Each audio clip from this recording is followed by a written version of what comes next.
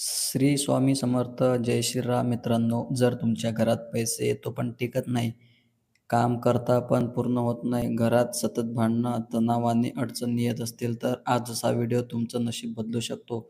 कारण आज मी तुम्हाला सांगणार आहे हनुमान जयंतीचे असे काही गुप्त आणि शक्तिशाली उपाय जे केल्यावर तुमच्या आयुष्यातील मोठ्या मोठ्या अडचणी दूर होऊ शकतात. हे उपाय इतके प्रभावी आहेत की स्वतः प्रभू श्री राम आणि स्वामी समर्थ यांच्या कृपेने अनेक लोकांचे आयुष्य बदलले आहेत. म्हणून हा व्हिडिओ शेवटपर्यंत नक्की बघा, कारण शेवटी मी असा एक उपाय सांगणार आहे जो तुमचं पूर्ण नशीब बदलू शकतो. मित्रांनो, जर तुम्हाला असेच भक्तिमय, चमत्कारिक आणि जीवन बदलणारे उपाय रोजच पाहायचे असतील, तर आताच आपल्या चॅनलला सबस्क्राईब करून ठेवा आणि बेल आयकॉन दाबा. कारण इथे तुम्हाला मिळतात खरे आणि प्रभावी जे तुमचे आयुष्य बदलू शकतो. मित्रांनो, हनुमान जयंती हा फक्त एक सण नाही, तर हा एक असा दिवस आहे ज्या दिवशी आपण आपल्या सर्व समस्या दूर करण्याची संधी मिळवू शकतो. हनुमानजी म्हणजे शक्ती, भक्ती आणि संकटातून बाहेर काढणारे देव. जिथे राम नाव आहे तिथे हनुमान आहेत आणि जिथे हनुमान आहेत तिथे कोणतीही अडचण टिकू शकत नाही. एक वेळी अशी होती, एक माणूस खूप त्रासात होता. त्याच्या घरात पैसा नव्हता, व्यवसाय बंद पडला होता आणि घरात सतत भांडणं चालू होत राहायची. तो खूप देवदेव करायचा पण काही फरक पडत नव्हता.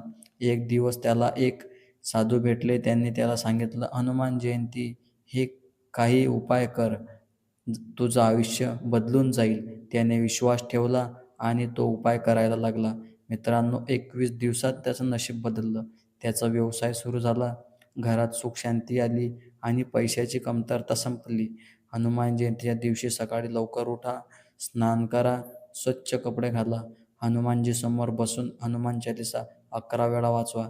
याचा फायदा सर्व संकट दूर होतात, मन शांत होतो, नशीब बदलायला सुरुवात होते. उपाय नंबर 2, तेलाचा दिवा लावा. हनुमान मंदिरात जाऊन मोहरीच्या तेलाचा दिवा लावा. याचा फायदा तुम्हाला शनिदोष कमी होतो, अडथळे दूर होतात. उपाय नंबर 3, राम नाव लिहा. एका कागदावर 108 वेळा श्रीराम लिहा. फायदा, मनोकामना पूर्ण होतात, लक्ष्मी मैया प्राप्त होते.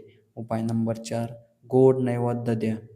हनुमानजीला गूळ आणि चणा अर्पण करा. फायदा असतो याचा, घरात सुख शांती येते, आर्थिक समस्या देखील कमी होतात. उपाय नंबर 5, वडाच्या झाडाला प्रदक्षिणा घाला. वडाच्या झाडाभोवती 7 वेळा फेऱ्या मारा. याचा फायदा, नकारात्मक ऊर्जा दूर होते, आयुष्य स्थिर राहते. हनुमान जयंतीच्या रात्री 11 वाजता एकटा शांत ठिकाणी बसा आणि 108 वेळा जय श्रीराम असे शब्द म्हणा. हा उपाय केल्यावर तुमच्या आयुष्यातील मोठ्या अडचणी संपायला सुरुवात होते. मित्रांनो, देवावर विश्वास ठेवा. कधी कधी आपल्याला वाटतं की काहीच बदलत नाही, पण देव नेहमी आपल्याबरोबरच असतो. फक्त आपल्या श्रद्धा ठेवायची. जर तुम्ही हे उपाय श्रद्धेने केले तर तुमचं आयुष्य नक्की बदलेल.